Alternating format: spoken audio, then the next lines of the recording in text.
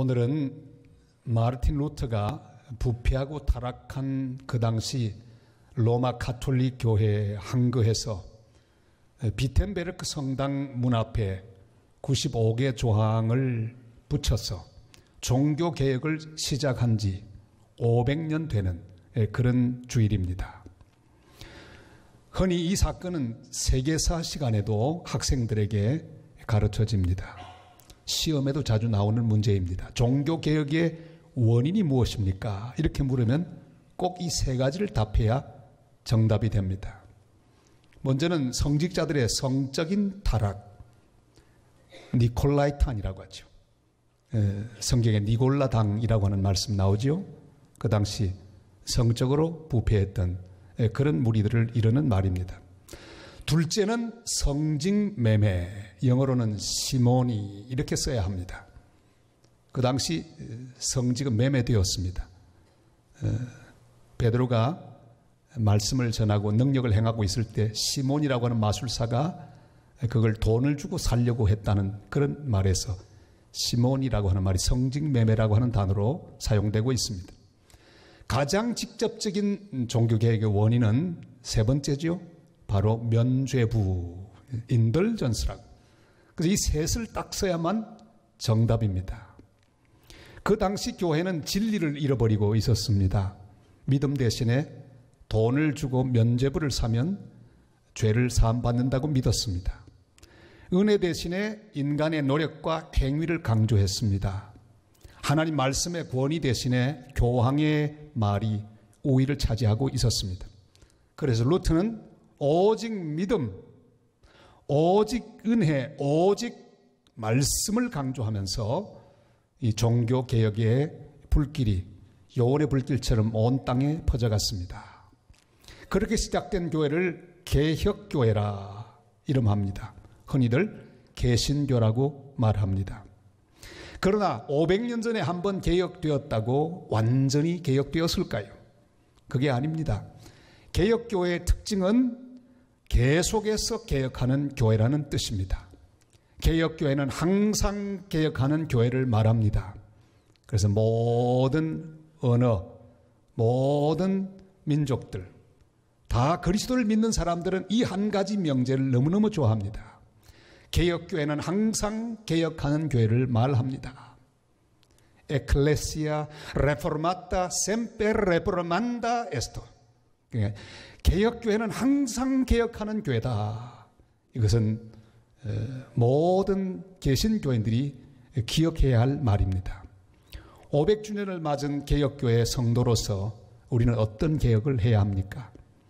오늘의 본문 속에 우리는 개혁되어야 할 교회와 성도의 모습을 발견할 수 있습니다.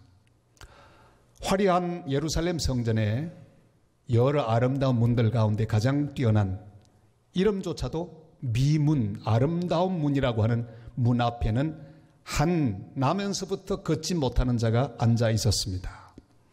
수많은 사람이 그 성문 앞을 오고 가는데 그 사람에 대하여 아무런 관심도 없습니다.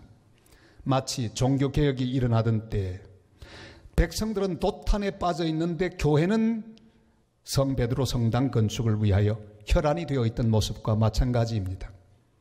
그 당시 온 유럽의 땅 3분의 1 정도는 다 교회 소속이 되었습니다.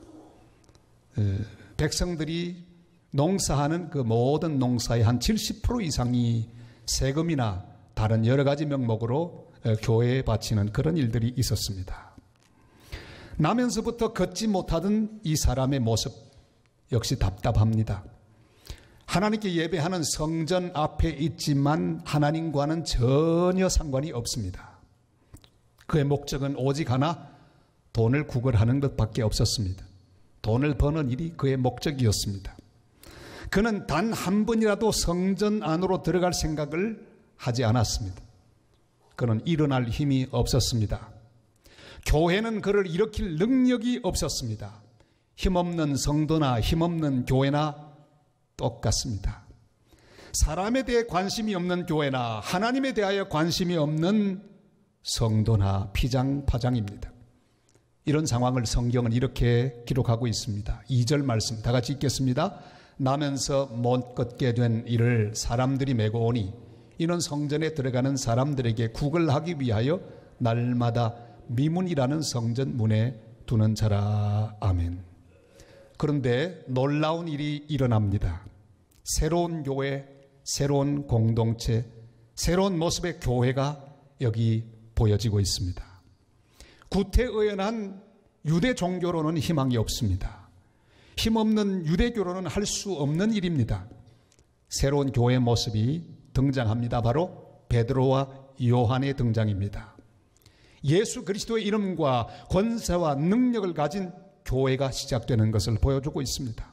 말씀을 가진 거룩한 공동체의 시작입니다.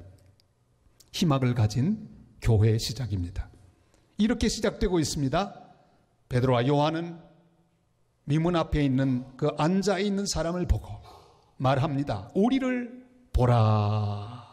우리 4절 말씀을 다 같이 읽겠습니다. 베드로가 요한과 더불어 주목하여 이르되 우리를 보라 하니. 아멘. 아무도 그 사람을 보지 않았습니다. 그저 잔돈이나 한 푼 던져줄 뿐이었습니다. 그러나 베드로와 요한은 그를 보았습니다. 그 영혼을 보았습니다. 그 눈물을 보았습니다. 그 고독을 보았습니다. 고통을 보고 한숨을 보았습니다. 복음은 이렇게 시작됩니다. 하나님께서 우리를 보셨습니다. 우리의 고통을 보셨습니다. 죄와 사망의 고통 속에 헤매는 우리를 보셨습니다. 하나님이 세상을 이처럼 사랑하사 독생자를 주셨으니, 그래서 예수님을 보내주셨습니다. 예수님이 오셔서 친히 인간들을 보셨습니다. 우리를 보셨습니다. 목자 없는 양같이 유리방황하는 불쌍한 무리들을 보셨습니다. 그리고 고쳐주시고 먹여주시고 만져주셨습니다. 우리는 다시 고개를 들어 주님을 바라보아야 합니다. 동전이나 한 푼 던져줄 주님이 아닙니다. 우리의 인생을 책임지시고 세워주시고 채워주시며 새롭게 하실 주님을 보아야 합니다. 물질을 보고 세상을 보고 사람만을 보던 눈을 들어서 주 예수 그리스도를 보아야 합니다. 그리고 그분의 말씀을 들어야 합니다. 교회는 마땅히 이 세상에 버려지고 소외된 사람들을 보아야 합니다. 그들의 고통을 보며 그들의 눈물을 보아야 합니다. 그리고 그들을 일으켜 주어야 합니다. 세터민들을 보아야 합니다. 제3세계 결혼 이주민과 근로자들을 주님의 눈으로 바라보아야 합니다. 사람들의 눈길이 머물지 않는 소외된 사람들을 보아야 합니다. 주님의 눈으로 그들을 보기 시작하는 일, 그 일로 말미암아 진정한 개혁이 시작되기 때문입니다. 우리 교회는 눈을 다시 들어 이웃을 보고 그늘진 곳에서 눈물 흘리며 살고 있는 수많은 성전 미문 앞에 앉은 안전뱅이 같은 사람들을 바라보며 그들에게 다가가고 그들에게 복음을 전하고 그들을 일으켜 세우는 복된 성도, 복된 교회가 되시기를 주님의 이름으로 축원합니다. 베드로와 요한은 그를 향해 말합니다. 은과 금은 내게 없거니와 내게 있는 것으로 내게 주노니 곧 나사렛 예수 그리스도의 이름으로 일어나 걸어라. 6절 말씀 다 같이 읽습니다. 베드로가 이르되 은과 금은 내게 없거니와 내게 있는 이것을 내게 주노니 나사렛 예수 그리스도의 이름으로 일어나 걸어라 하고. 아멘. 신앙생활은 내게 필요한 은과 금을 채우는 생활이 아닙니다. 우리가 예배하는 우리 하나님은 내가 필요로 하는 은과 금을 채워주는 역할을 맡고 있는 분이 아닙니다. 금보다 은보다 더 귀한 것이 있습니다. 바로 이 시간 우리가 예배하는 예수 그리스도의 이름입니다. 우리에게 있는 가장 귀한 보배, 그것은 바로 예수 그리스도의 이름입니다. 금보다 은보다 귀한 이름, 예수 그리스도의 이름, 그 이름을 우리는 기억해야 합니다. 바라보고 불러야 합니다. 교회의 힘은 그 교회 1년 예산이 아닙니다. 그 교회가 가진 건물이 아닙니다. 편의시설이 아닙니다. 바로 예수 그리스도의 이름입니다. 화려한 성당에 한 기자가 방문했습니다. 주교가 성당을 보여주면서 그 아름답고 화려한 모든 시설들을 보여주며 이렇게 만면에 가득한 웃음을 띠며 말했습니다. 베드로는 은과 금은 내게 없거니와 말했는데 이제 이 말은 우리에게 해당되지 않습니다. 이 화려한 건물을 보세요. 그랬더니 기자가 말합니다. 은과 금은 많을지 몰라도 못 걷는 자를 일으킬 예수 그리스도의 능력은 없는 것 같습니다. 종교개혁의 가장 직접적인 원인은 바로 면죄부였습니다. 성 베드로 성당, 베드로가 순교한 그 언덕에 세워진 아름다운 교회입니다. 처음에 그 정신은 좋았습니다. 그러나 건물을 어마어마하게 짓다가 돈이 부족했습니다. 급한 나머지 면죄부를 팔기 시작합니다. 테첼이라고 하는 신부는 그 일을 가장 열심히 수행했습니다. 그는 이렇게 설교합니다. 여러분, 연옥에서 고통당하는 여러분의 사랑하는 부모, 친척, 친구들을 위해 이 면죄부를 사기만 하면 그 동전이 헌금함에 떨어지는 순간에 연옥의 영혼들이 천국에 갈 것입니다. 완전 속죄 면죄부. 이것 한 장이면 여러분의 죄도, 조상들의 죄도 다 사함받습니다. 이렇게 설교하면서 팔았습니다. 여러분, 주님의 교회는 은과 금이 세우지 않습니다. 예수 그리스도의 이름이 세웁니다. 은과 금이 교회의 자랑이 아닙니다. 예수 그리스도의 이름이 교회의 자랑입니다. 우리는 예수 그리스도의 이름의 권세를 회복해야 합니다. 은과 금을 구하는 기복신앙에서 예수 그리스도의 이름을 부르고 그 권세를 회복하는 믿음을 가져야 합니다. 예수 그리스도의 이름이 교회의 모든 것이 되어야 합니다. 예수 이름의 권세 앞에 무릎 꿇는 교회가 되시기를 주님의 이름으로 부탁을 드립니다. 다른 이름은 없습니다.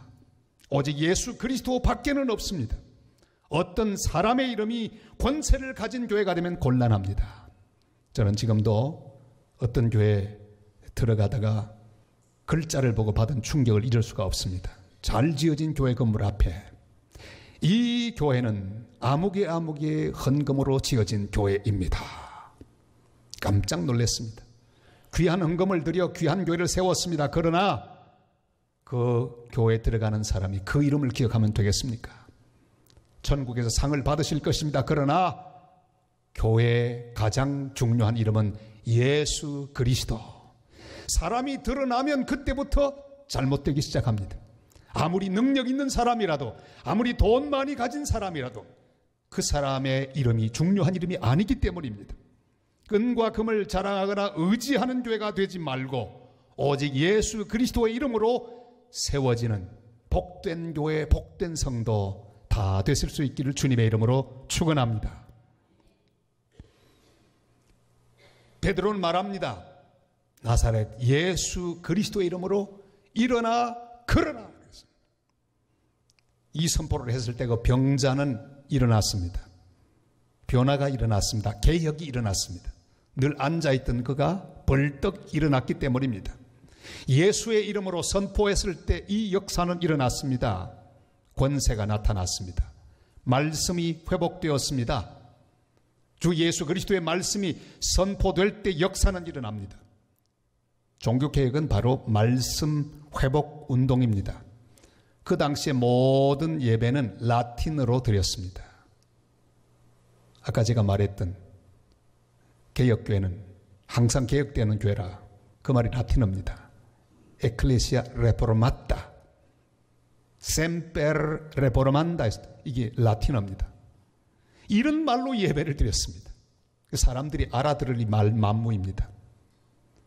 성경은 백성들이 가지지 못했습니다. 사제들만 가졌는데 사제들마저도 성경을 잘 읽지 않았습니다. 문제가 많은 교회가 되고 있었습니다. 성도들은 말씀을 잃어버리고 잘못된 교리에만 끌려다니고 있었습니다. 말틴 루터가 비텐베르크 성당 문 앞에 95개 조항의 반박문을 기록했을 때, 붙였을 때 그를 소환했습니다. 보름스 국회에서 자기가 쓴 모든 책들이 앞에 진열되어 있고 신문을 시작합니다. 이것이 네가 쓴 글이냐? 한마디로 아니라고 부인하기만 하면 너의 모든 잘못을 용서해 주겠노라. 딱 한마디면 됩니다. 아니요 그러면 살아날 수 있는 순간입니다. 무시무시한 순간입니다. 그러나 그는 이 모든 것 앞에 이렇게 대답합니다. 모두 내가 쓴 것입니다. 여기에 있는 모든 기록은 다 사실입니다. 그리고 이것보다 더 많은 책을 나는 썼습니다. 부인할 수 없습니다. 주님, 내가 여기 있습니다. 나를 도우소서. 그리고 밖으로 나왔을 때 그는 이미 죽은 목숨입니다. 공민권이 박탈당했습니다. 그러나 선제후 프레드리히가 보낸 사람에 의해서 그는 안전한 곳으로 피신하게 되었습니다. 바로 발트브루크 성, 이 성이죠. 지금도 남아 있습니다. 이 성에서 그는 보호를 받습니다. 그리고 그곳에서 한 가장 위대한 일은 라틴어에서 성경, 독일어 성경을 번역하는 일을 했습니다. 드디어 모든 성도들이 성경을 손에 가지게 되었습니다. 성경을 읽게 되었습니다. 그리고 그 말씀과 더불어 하나님의 교회는 개혁되게 되었습니다.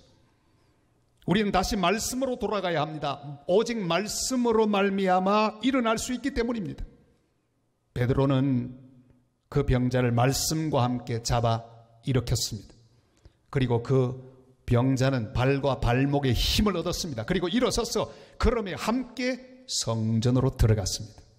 7절 8절 이렇게 말씀하죠. 다 같이요. 오른손을 잡아 일으키니 발과 발목이 곧 힘을 얻고 뛰어서서 걸으며 그들과 함께 성전으로 들어가면서 걷기도 하고 뛰기도 하며 하나님을 찬송하니 아멘. 놀라운 변화가 일어났습니다. 개혁이 일어났습니다. 여기 참된 개혁의 원형이 있습니다. 개인의 변화가 먼저 일어납니다. 구걸하는 것이 목적인 그가 일어나서 교회로 들어갔습니다. 성전으로 들어가서 찬미하기 시작했습니다. 예배하기 시작했습니다. 늘 다른 사람에 의해 움직이던 그가 발과 발목에 힘을 얻어 예수의 이름으로 일어났습니다. 사람이 변했습니다. 우리가 먼저 변해야 합니다. 다시 주님을 바라보아야 합니다. 다시 말씀을 붙잡아야 합니다. 다시 예수의 이름으로 힘을 얻고 일어나야 합니다. 다시 교회 속으로 깊이 들어가야 합니다. 여러분, 사람들과 더불어 함께 믿음 생활하는 것 쉬운 일이 아닙니다. 자꾸만 갈등을 경험하기 때문입니다. 그럼에도 불구하고 우리는 교회 속으로 들어가야 합니다. 교제 속으로 들어가야 합니다. 자꾸만 부대끼고 갈등 생기는 게 싫어서 조용히 혼자만 예배를 드리고 얼른 집으로 가고 예배만 드리고 계속하는 신앙생활로는 올바른 개혁을 이룰 수가 없습니다. 우리는 교회로 들어가야 합니다. 공동체 속으로 들어가야 합니다. 교제 속으로 들어가야 합니다. 예배 속으로 깊이 들어가 예배 감격에 빠져야 합니다. 나 혼자의 신앙생활에서 성도의 교제 속으로 들어가 함께 주님을 섬기는 하나님 백성들이 되시기를 바랍니다. 교회도 개혁되어야 합니다. 예수님의 이름의 능력을 회복하는 교회가 되어야 합니다. 예배의 능력을 회복해야 합니다. 교제의 능력을 회복해야 합니다. 모든 사람이 함께 주님을 섬길 수 있는 함께하는 교회가 되어야 합니다. 이번 안식 올 때 저는 LA에서 한 교회를 방문했습니다. 뉴 시티 처치라고. 그러니까 새로운 도시교회, 이런 교회인데 다민족이 모여있는 교회입니다. 거기 아침 예배를 딱 들어가는데 안내위원이 저를 기쁘게 보고 인사했습니다. 그런데 이 안내위원은 얼마나 허름한 옷을 입었는지 머리도 헝클어지고 얼굴은 깨쭈쭈하고 충격을 받았습니다. 알고 봤더니 그 교회 교인인데 노숙자였습니다. 아니, 노숙자가 안내위원이에요. 들어갔더니 더 가관입니다. 흑인들이 있고 히스패닉들이 있고 있는데 그 옆에는 보니까 또 부자 백인들이 있었습니다. 다 섞여 있는데 얼마나 좋은지. 제 옆에 앉았는데 보니까 냄새가 풀풀 나는 노숙자가 앉아 있었습니다. 그들은 다 함께 모여서 함께 교제하고 함께 기쁨의 예배를 드리고 있었습니다. 함께하는 교회, 너무나 아름다운 교회였습니다. 옆에 앉은 사람이 누구인지 중요하지 않고 모두 함께 하나님께 예배하는 교회, 그곳에서 저는 앞으로 우리 교회가 더욱 힘써야 할 부분이 무엇인지를 깨달을 수 있었습니다. 우리 교회가 이런 함께하는 교회가 되기를 바랍니다. 지역사회를 바라보고 그 속으로 들어가서 나면서 걷지 못하는 환자 같은 소외된 사람들을 붙잡아 일으켜주고 함께 주님의 나라를 세워가는 그런 교회가 될 수 있기를 바랍니다. 지난 주간에 미국의 핵 추진 항공모함 로널드 레이건호가 바로 우리 앞에 해군 작전 사령부 거기에 들어왔습니다. 76이라고 적혀 있는 그 항모가 바로 로널드 레이건호입니다. 저 배에 무려 5,000명이 일하고 있습니다. 5,000명의 승조원이 있고요. 그리고 비행기는 모두 76대를 댈 수 있어요. 그 위에 다 놓을 수 있는 공간이 있고 이륙하고 또 착륙하고 하는 그런 활주로가 있습니다. 저 항공모함의 군목 목사님, 바로 한국계 미국인이었습니다. 중령이었는데 초청을 받아서 들어갔습니다. 구석구석을 보았습니다. 가장 인상적인 부분은 바로 갑판이었습니다. 비행기가 뜨고 내리는 항공모함의 가장 중요한 부분 아니겠습니까? 저걸 보면서 저는 큰 은혜를 받았습니다. 비행기가 이륙하는 것에 대한 설명을 들었습니다. 저는 그냥 윙 하고 자기 힘으로 올라가는 줄 알았어요. 그게 아니더라고요. 캣폴더라고요. 잡아당기는 줄이 있어요. 줄이 확 잡아당기면 비행기가 하는데 당겨서만 되는 게 아니에요. 바로 지금 저 앞에 보이는 저 밑에 있는 활주로 같은 저 밑에서부터 스팀이 올라옵니다. 전기가 확 올라오는데 그 비행기가 떠가지고는 싹 날아갑니다. 저는 교회의 모습을 묵상할 수가 있었습니다. 교회는 비행기처럼 찾아온 심령들에게 말씀의 줄을 걸어서 앞으로 나가게 해야 합니다. 방향을 주고 힘을 주어야 합니다. 성도는 어떻게 하든지 말씀을 잡아야 합니다. 말씀이 방향을 주고 힘을 주기 때문입니다. 그리고 중요한 것은 성령의 뜨거운 바람으로 성령의 은혜를 힘입어 그 능력 가운데 이룩해야 합니다. 오늘도 영적인 항공모함인 산성모함에 오신 여러분들이 다 말씀에 붙잡혀 성령의 바람에 이끌려 저 세상으로 잘 이륙하여 주님 주신 사명을 잘 감당하고 사탄의 진지들을 폭격하고 다음 주일에 틀림없이 산성항모로 돌아오시기를 부탁을 드립니다. 와서 중간 급유를 해야 되고 저기서 정비를 해야 합니다. 돌아오는 것은 항공모함의 뒤편으로 오는데 거기 줄이 3개 있습니다. 줄이 하나 보이죠? 3개의 줄이 있는데 이 비행기가 착륙하면서 이 3줄에 하나를 걸어야 합니다. 제일 복판에 걸면 A+를 받습니다. 그걸 다 체크한다고요. 첫 번째 줄 걸면 B, 세 번째 줄, 마지막 줄을 걸면 그건 C입니다. 그래도 놓친 것보다 낫죠. 아예 그것도 못하면 그냥 휙 하고 다시 날아가야 하는데 그러면 감점을 받는답니다. 제일 복판에 거는 것, 그게 제일 관건이고 모든 파일럿들은 거기에 걸기 위하여 많은 노력을 기울인다는 이야기를 들었습니다. 여기 돌아와서 중요한 것은 줄을 걸어야 합니다. 멈추어 서야 합니다. 하나님의 백성들은 주님 앞으로 돌아와서 예배 자리로 돌아와서 하나님의 말씀 앞에 멈추어야 성공입니다. 교회 와서 예배를 드리다가 말씀의 줄에 걸려야 합니다. 우리의 한없는 욕심이 말씀의 줄에 걸려야 합니다. 우리의 죄악이 말씀의 줄에 걸려야 합니다. 그래서 하나님 앞에 멈추어 서야 합니다. 예배는 바로 그런 곳입니다. 우리가 멈추는 것입니다. 죄악을 멈추고 고집을 멈추고 교만을 멈추어야 합니다. 그러나 예배를 생략하면 그 비행기는 희망이 없습니다.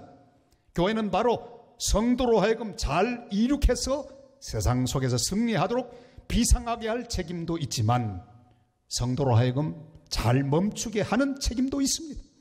욕심을 멈추고 고집과 교만을 멈추고 탐심을 멈추고 세상적인 방법을 멈추고 인간적인 생각을 멈추어서 다시 말씀 앞에서 다시 주님 앞으로 다시 은혜로 다시 성령으로 믿음으로 돌아가서 다시 세상 속으로 비상하여 주님의 사명을 감당하다가 또다시 교회로 돌아오는 삶을 계속 살아야 하는 하나님의 백성들과 교회임을 우리는 기억해야만 합니다. 사랑하는 성도 여러분, 우리가 교회입니다. 내가 변하면 교회가 변합니다. 성전 미문 앞에 있는 환자가 나의 모습일 수 있습니다. 교회 가까이 있다고 주님 가까이 있는 것은 아닙니다. 우리의 고개를 들어서 주님을 보십시다. 주님의 말씀을 들어야 합니다. 그리고 나사렛 예수 그리스도의 이름으로 일어나서 교회 속으로 들어가실 수 있기를 바랍니다. 교제 속으로 들어갈 수 있기를 바랍니다. 그리고 함께 손을 잡고 세상 속으로 들어가서 주님이 맡기신 사명을 잘 감당하는 복된 성도, 복된 교회 되시기를 주님의 이름으로 축원합니다.